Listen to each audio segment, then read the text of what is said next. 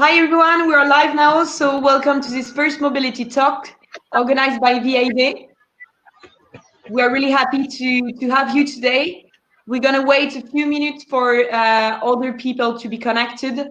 I suggest you can introduce yourself on the chat box on the right side. Maybe just explain your position, explain your company, so we can exchange them during this chat.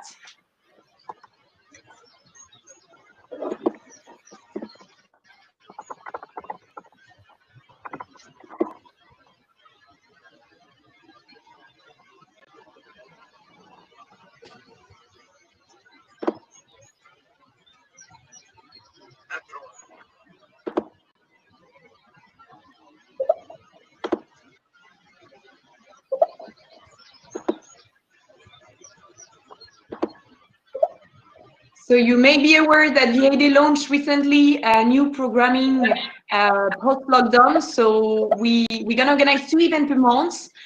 Stay tuned for our event. We organize 1 Mobility Talks gathering 2 experts and 1 Mobility Workshops gathering startups to really deep dive into 1 topic. So our next Mobility Workshop will be beginning of June regarding on-demand transportation. So stay tuned, follow us on LinkedIn and Twitter to just have a look to our programming and to our next event.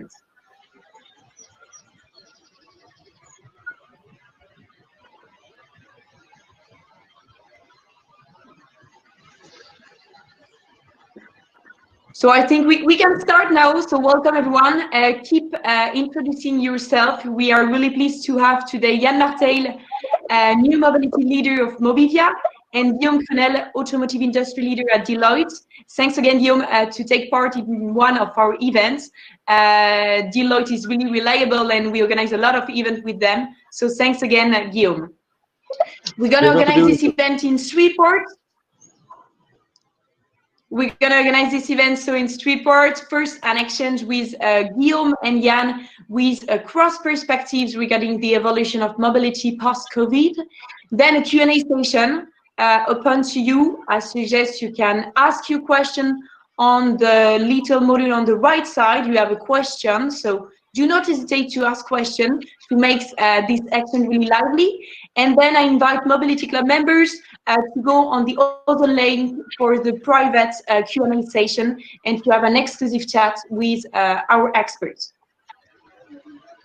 So let's start, Guillaume and Yann. I was really pleased to prepare this section with you. And it seemed that in our actions, the mobility sector was really becoming a new strategic playground for public actors and for private actors. So it is clear that states, that public actors adopt a new approach toward mobilities. To what extent do you have the feeling that mobility services were becoming even more strategic with the crisis? Yeah, do you want to start? Yeah, please. Yeah, please start. Okay. So my assessment of the situation by now is we had a pre-COVID situation, and then things have changed, and things will restart in a different way. There are many things that we don't know, but there's a couple of things we do know by now.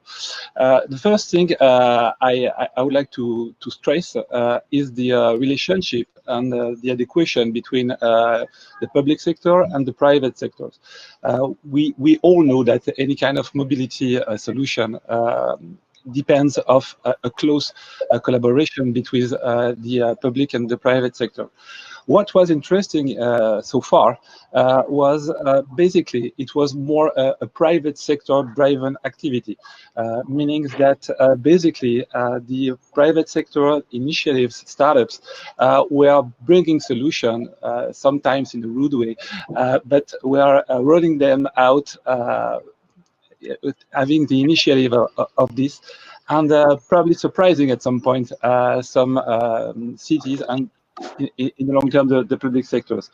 I think that this situation had started to change in a pre-COVID situation, understanding that for the good of all, there would need some kind of regulation, some tariffs, some rules to be given, and at the very end, the public sector owning the space, they would need to be more active in setting the way and explaining what were the objectives of any kind of new mobility system being rolled out in their ground. I think this was a situation that was rising in the pre-COVID situation, and now that we will be getting out of this crisis with new landscape, which with other consideration, which are basically safety not only be not to crash with anybody. The safety now is turning to hygiene, to social distanciation. All this kind of stuff are ruled by the public sectors. This is things that they cannot decide not to go. They have to take action and involve themselves. And when it comes to having a new economic life, mobility comes first.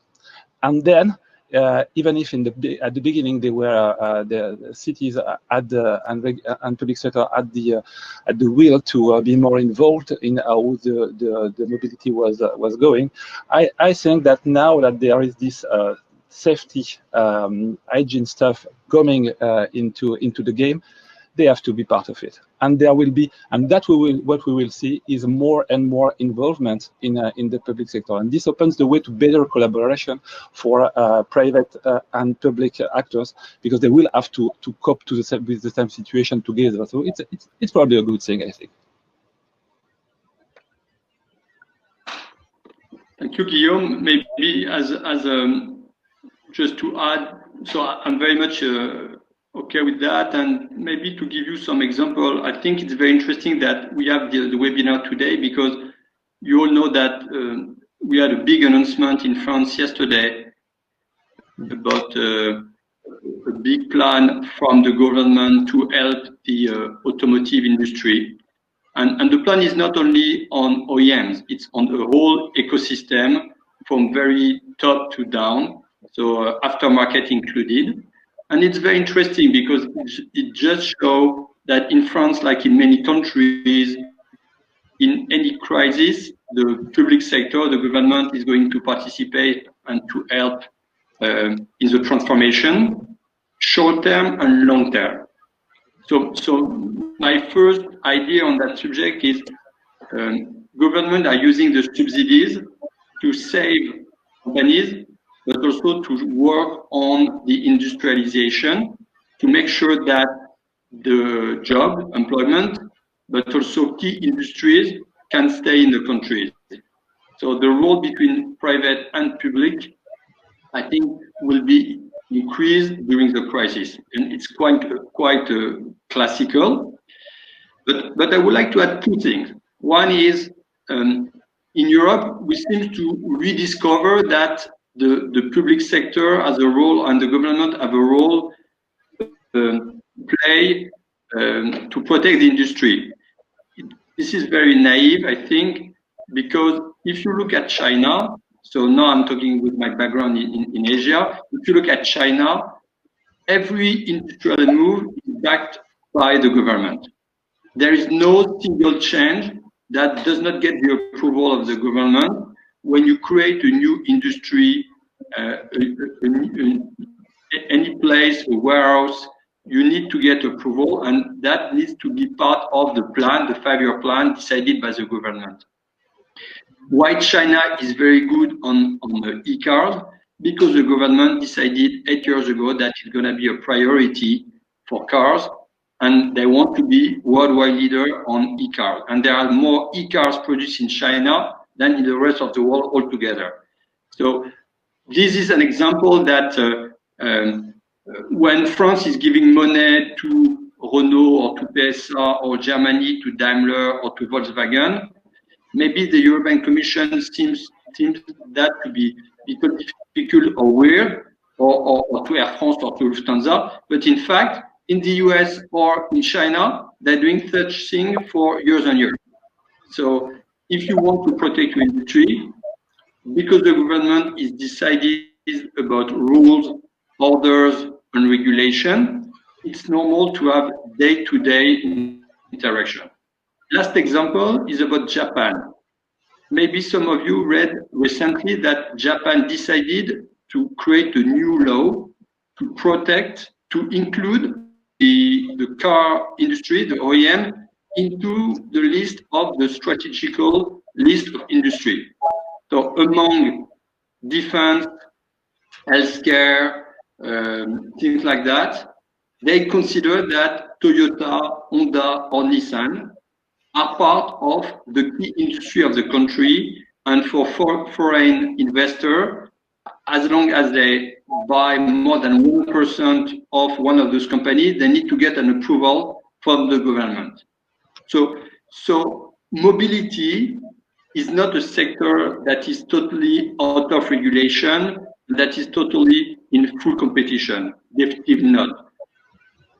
Because the impact on the mobility of the people, because the effect of the industry in terms of jobs on the whole ecosystem, the government will participate, will impose the regulation, and the COVID crisis is a good example of something that is moving back to something that we saw probably in the 80s or 90s. Yeah, that's a good thing. Let me.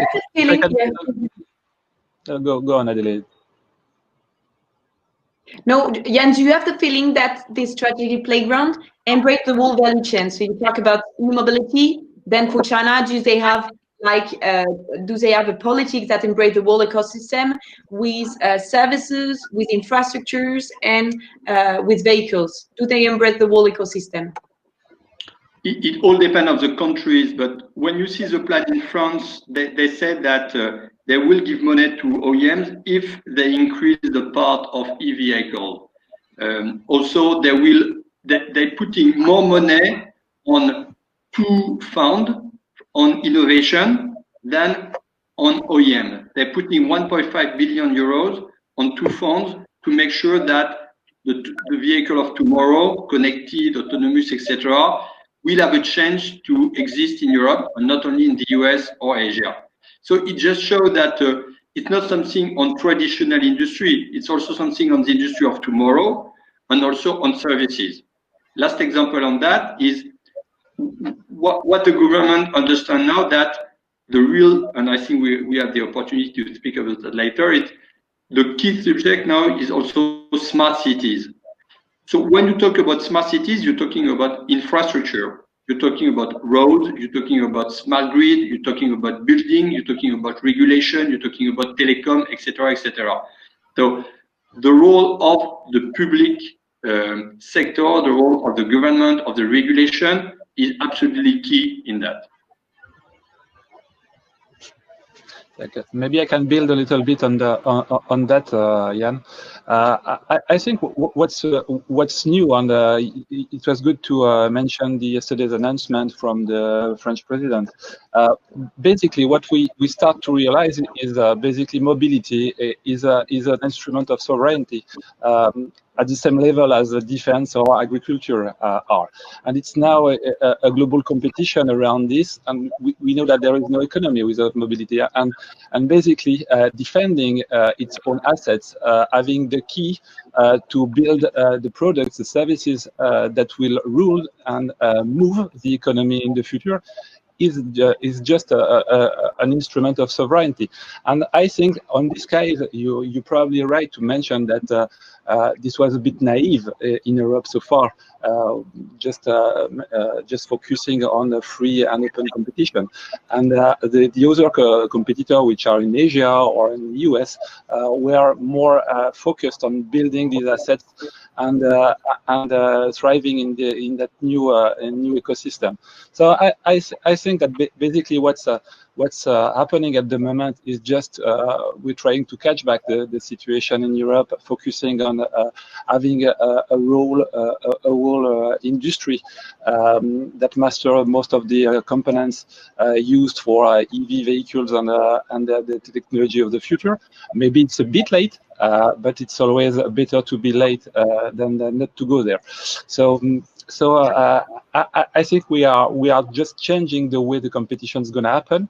I think it's a good stuff for VCs, investors, and most of the economic players, because when there is a good and clear direction, it's always easier to work and invest in the long term. When you know that there is a vision, I don't want to say a plan, but at the very end, a really industrial vision as where we want to go in terms of vehicles, in terms of technology, on a 10, 20 years basis, it's easier for investors to adapt and propose services.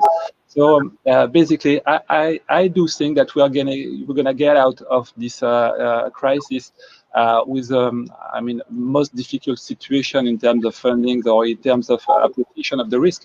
But on the other side, the good stuff is there will be more clarity from those who put rules. And who during the last years gave the impression to go right and then to go left, which is always bad for business. So this bad, difficult situation forced them to set up a vision. Is it good or not? We'll see. But at the very end, at least there is something clearer than before. Is driven by France at the moment. I think that other European countries are going to do the same, and this is always better for business to have good vision on where the big players are going and what are the regulations that is going to be enacted. Regarding this vision, Guillaume, I think that we have a clear change now with the stay-at-home motto that leads us to really rethink the paradigm of ever-increasing mobility. Do you think like we open a new way today? We talked last week together about technology solutionism. So the fact that the belief that every problem could find a solution based in technology. Do you think that this vision now for mobility can be open to new aspects? That technology is not the only one that can solve all mankind's problems so related to mobility. It could be congestion, it could be traffic. I guess that this vision could be open to new aspects, to new elements, and not only technology. What do you think about that? Yeah, you know, I'm not really into technology solutionism, but I think that the way we have built our countries and the cities, the way the landscape has been organized during the last decades, basically resulted from that idea that improvement in technology, improvement in vehicles, improvement in infrastructure, public transport, anything, basically could increase speed of transportation for people and goods, and basically allow us to build super concentrated cities and wide void spaces where people could try to live. So there was this idea, which is I mean explaining what we call the Zahavi conjectures, which is basically anytime we increase the speed of transportation allowed by technological improvement, data management, anything that allows us to move people and goods quicker could allow us to bridge the gap between a need of transportation and the way you go from home to work. This took us to that situation where congestion is basically killing most of the big cities in the world, and I'm not talking just about Europe. I think the situation is basically the same everywhere on the globe in developed countries, where you have environmental issues, and basically I don't think there is always good transportation. More transportation is not obviously for people better transportation. That crisis just put us in a situation of a global lockdown, basically with nobody being able to move. And at the very end, we're still alive. We're still alive, and some people found new ways of working, exchanging, and it has lasted a long time. So I do think that there are a couple of things that are going to be raised by this situation. Is we all know, and I mean, we all know that we can do things without moving that much. We all know that when we're coming back to a non-normal situation where, okay, you can move, but you have to respect some distance, and we don't know how long this is going to last, and may think that it's going to happen again in the future, or at least it's possible. So basically, there is this idea that we could find other way to organize our lives, and basically probably do more things without moving. I don't think that the whole population in the world is gonna do work at home, but I think that if a small portion, 5%, 10%, 15% of them change their habits, move less, basically it will diminish the pressure on the public transportation system or any kind of mobility, and will ease the situation. Technological improvement is a solution, but it's probably not the only solution. And when you talk about technology, basically, I mean, what we are doing at the moment, it's a technology improvement. And you all read this information that Zoom price in stock exchange was bigger than the price of the 7 biggest airlines in the world. It gives us an idea of how we can move value from one technology solution to another. So I just think that basically, yes, we're going to improve the technologies. We're going to have new services, and that's a good thing. But at some point, we're going to change our habits. So this is always this couple of technology and habits that makes improvements. I'm very much in line with what Guillaume is saying. To put in my words, I would say two things. One is we really need to concentrate on mobility for what? Why do we move? Why do we go from one place to another one? And so we are definitely in favor of mobility because this is the heart of our industry. But the crazy mobility for nothing, over mobility, as I said, sometimes it does not really make sense. When you look at the daily commute, it's really a problem for everybody knows. Pollution, traffic, price, stress, this is bad mobility. We know that if we develop carpooling, if we develop the different timing in terms of scheduling for people to go to the office, if we develop home office, it will definitively make the life of everybody easier, but also increase the wealth of the region, because public transportation is massively subsidized, but also for the people who take their car.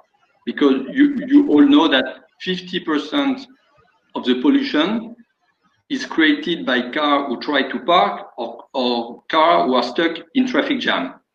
And we know that if 20% of the people use carpooling solution, there will be no traffic jam in most of the major cities. So we know a different way to move will make the mobility different. And I think what the COVID has created is a clear understanding that things need to change and that things can change.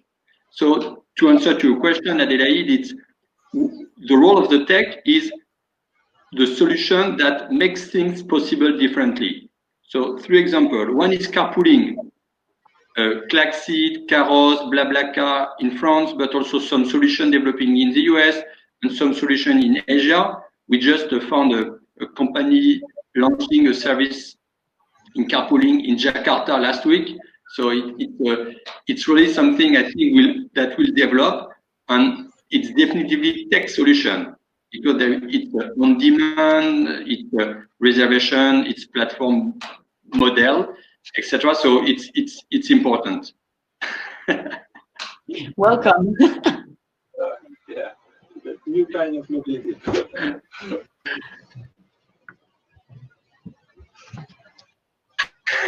Sorry.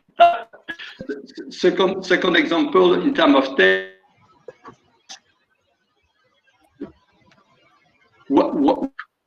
What's like now in France? Kind of. Yann, it seems that your connection is low. nobody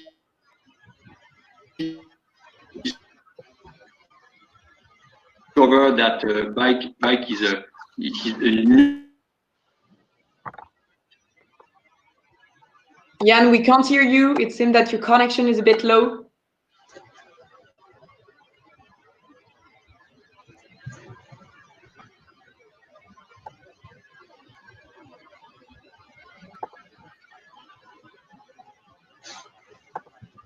Yeah, maybe we're gonna continue the exchange. So it seems clearly that the crisis changed also our relationship with time and space. Maybe it brings us to a more holistic approach to mobility. Yann, we lost you again. Okay, it brings us also to a more holistic approach to mobility. We talk about infrastructure, we talk about the services, about technology. I think it's time also to talk about investments, because it's clear that, Yann, are you back? Yeah, I'm back. Yeah, you want to conclude your point? I was just on the bike system. I think that more and more it's a tech solution around bike. So it's e-bike, it's connected bike, it's apps around bike, and it's gonna make the life of the people different, because it's now really reliable solution for the people.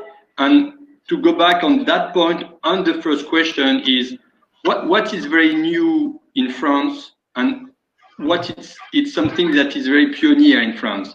And this is on the Loi d'orientation des mobilités, on the law, which is a really new law for the non-French people here, who had just passed at the government, at the parliament recently, who's creating forfait. So it's a payment from companies to their employees to finance the usage of carpooling or car sharing or bike sharing or bike paid by the company. Why it's new? Because it's really showing that new means of transportation, new mobility are part of the solution.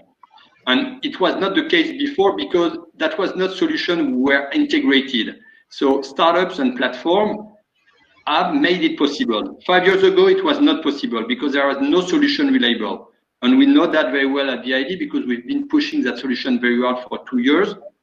And it's because there are startups with serious solution on carpooling, on bike, on car sharing, that the government has decided to include those solutions into the forfait mobility. And it's going to change the life for everybody on the daily basis. And it's part of the solution to have a better mobility. So that was my point. It's a mobility for what? It's a better mobility. Thank you very much, Yann and Guillaume. I think it's time also to have a look to our questions. So do not hesitate to ask questions on the right side, on the right model. Yann, you talk about Toyota and Hyundai and the role of the public actors, the role of the government.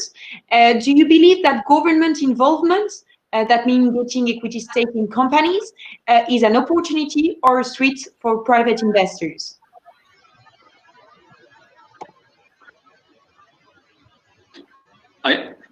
I don't know. It depends of. We need to have big players like OEMs to structure the economy.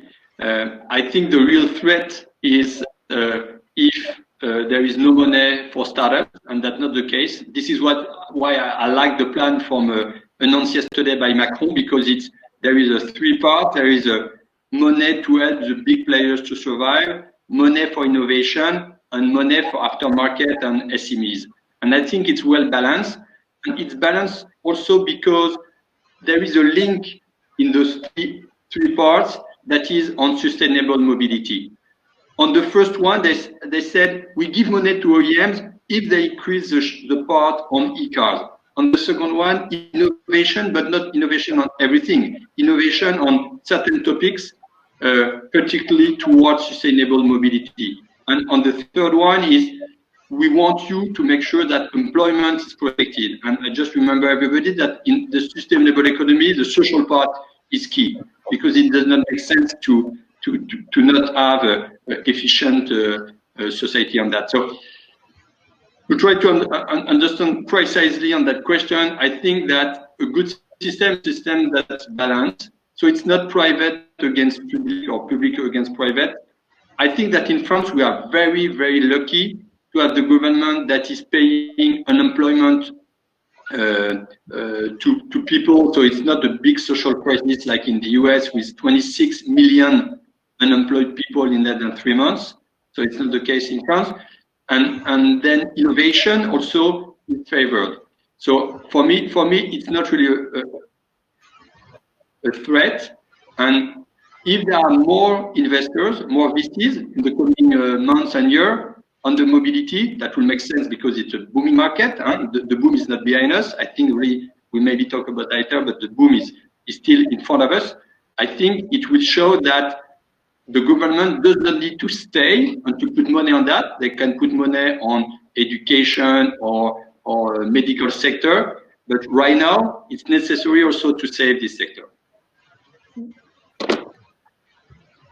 Maybe quite linked to this question also, Mark from AAA was asking if the fact that the governments get involved is not a sign that the sector is not yet mature and the sector could not stand on its own feet. Maybe Guillaume, this is really your subject, because you're working for the government. Nobody knows that. I don't know it neither. No, the thing is, I wouldn't see that the same way. If you need money for the government, it doesn't mean that you're not mature enough. It just means that your business cannot stand on its own feet. Look at the public transportation in Europe or in France, especially because these are figures that we know. Basically, something like only 10% or 15% of your ticket is paid by the price you pay when you buy the ticket. The rest is a government subsidy. Do you call that a non-mature business? I don't know. The thing is, there is what we have to understand is mobility.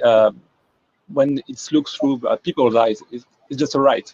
It's a right right now. I mean, I have the right to go to work easily. I have the right to go and see my friends, family, to go in holidays, and this is one of the vital and crucial rights. So this kind of stuff, like social insurance, like defense, all these kind of things, at some point in time can be subsidized. It doesn't mean for me that it is not mature. What's interesting is basically what Yann told a minute ago about all these business and new ways of transportation being linked together. When you look about car sharing, micro mobility, and you said that basically this is linked to public transportation in a more global ecosystem, you can ask yourself whether this needs to be subsidized as well. When basically the objective and the service that is delivered help all people to move in a better way, a more efficient way, less impactful way, more inclusive way. So this situation is just not a question about being mature or not. The question is about what is requested to bring a better service, probably potentially a less costly service for the community, because this is what can happen. You can decide to subsidize one new mobility system which is more efficient and less costly for the community than others used in the past, for some question of size or density. So I think the situation just invites us to reimagine what is how the public sector can use efficiently its funds, because it's good for all of us, and at some point in time decide not to do the old stuff and probably subsidize, help, invest in a new mobility scheme. So that's why I think that basically there is a ground for innovation and entrepreneurs and investors in that, and this forced dialogue between the public and private is going to be a good thing for all of us, I think. Yeah, and regarding the private sectors, I think we do have like a public actor tropism during this discussion, but I have an interrogation that's clearly in a matter of weeks. Coronavirus has shuttered the global economy, and many of the new mobility startups companies were really under financial pressure. Like Lime is receiving a cash infusion from Uber and other investors. Do you have a feeling that between Southeast Asia and Europe, there is any restrictions on the amount of capital available? Maybe I can start on that. I think the example you took, Adélaïde, is interesting because what happened really to Lime? There is different way to see the investment of Uber, but my vision on that is Lime just get what they wanted. Actually, Lime does not have a profitable business model. On every single ride that Lime is doing, they're losing money. So when you are in a period of time where there are tons of money that are flowed into the startups, okay, maybe it can work, but right now it's not possible anymore. So if the question is the landscape of the startup going to change because of COVID? I think yes, it's going to change. It's going to change. Why? Because serious players will be favored. So we are going to go from a quantity business into a quality business. So people without a business model or people without a very serious perspective, I think will get out of the market, and that's a good thing. Second is I think we will still have deals. And 1 hour ago, I was in a little webinar here on Southeast Asia about M&A, and there are tons of deals on their way. And the guy we were talking, the M&A people from China, from Singapore, and all the Southeast region, they all say that they're all very busy in working on deals exactly as they were doing before the crisis, and even more. Why? Because the people they talk to, particularly corporates who can buy out companies, they are more available than before. So that make their life more easy and faster. And second, because there are companies who need to buy out or have the opportunity to buy out other companies. So it's creating opportunities for deals. So yes, the market will be busy and deal and investment will still be there. Third point is, I think it will accelerate the takeover of Asia against the US. Why? Because in 2020, the GNP of US will go down by 10%, but the GNP in Vietnam is up by 5%. Or in China, we don't know how much, but 1 to 3%. So the gap between the two GNP will be 10, 12, 15, 18%. That's enormous, just 1 year. And what does that mean? That means that the people who have money in Asia will have more money compared to people in the US, and they will continue to invest. So the market will continue to develop in the region. And I can tell you that big startups like Gojek or Grab, they keep developing. They're not saying that they're interested in Africa, they're interested in Europe. They're not very much interested in the US because they know that it's very competitive to develop in the US. So they will stop, first go to Africa and to Europe. But then the global economy, the global market, I think will increase here in a period of time where it will decrease very much in US and unfortunately probably in Europe for some months. Just a word on that. I do agree on this kind of stuff, on what you say, Yann. I think we probably have a two-world situation between Asia and the rest of the world, basically Europe and US at the moment, with the situation here where basically most of the business gonna get out damaged from this crisis, and there will be blood on that. I mean, there will be failures, there will be some consolidation that's gonna come in all those business. But what I think is interesting is the different vision and the way that things could accelerate in the oncoming months of years. And there can be two different worlds on that, especially the way that countries get out of this health crisis. We just released a study a couple of days ago about the futures of mobility post-COVID. And it's a scenario. It's a scenario game. we built to try to understand what could be the future coming out of the COVID situation. And that's the funny stuff, listening to you, Yann. One of the four scenarios for potential futures we built, we call this sunrise in the east, which is basically this world you're describing, where at some point Western economies have difficulties to recover. At the same time, Asia accelerating and basically unbalance the relationship in terms of growth, mobility, wealth, and at that time, probably more regulated and public sector oriented environment, and more controlled, especially on data as well. In Asia, especially in China, there will be acceleration, investment, technology leaps, and potentially at the very end, possibility for all these actors to buy back their competitors in the Western economy. So this is not the the future that is compulsory, but it is one of the situation that could come if we don't get out strongly and quickly out of this crisis. I do agree with you.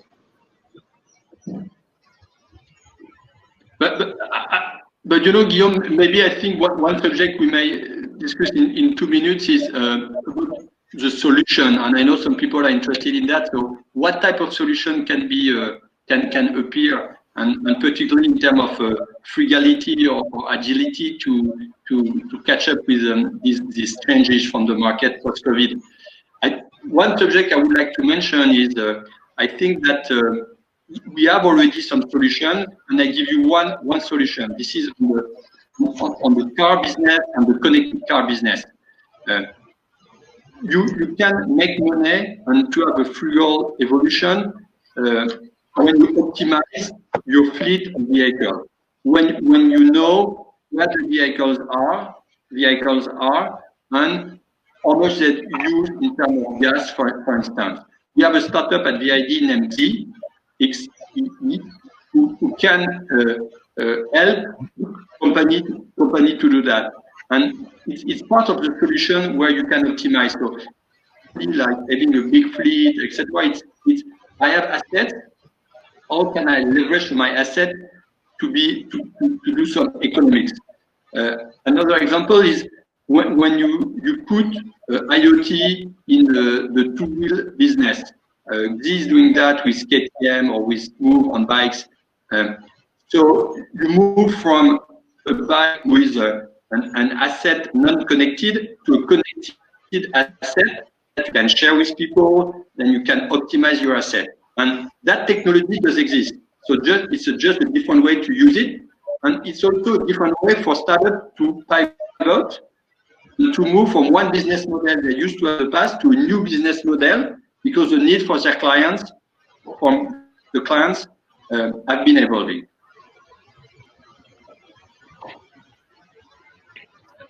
Thank you very much to the two of you for your time and for your expertise. It's clearly that the crisis opened a new paradigm regarding mobility services. We have new rules, safety, social distancing. We have new way to consider mobility also, which is much more wider than a technological approach. We have really a holistic approach to mobility. And Yann, you conclude also with frugality, which leads us to leverage differently our assets. What I suggest is that we can close this first part of event, and I really want to thank you all for your questions, for your actions, and we can continue for a private chat with our experts dedicated to our Mobility Club members. You should have received a link a few minutes ago, so I suggest we can continue this exchange on the other link. Thank you very much to all. Thank you. Bye. Thank you, Guillaume.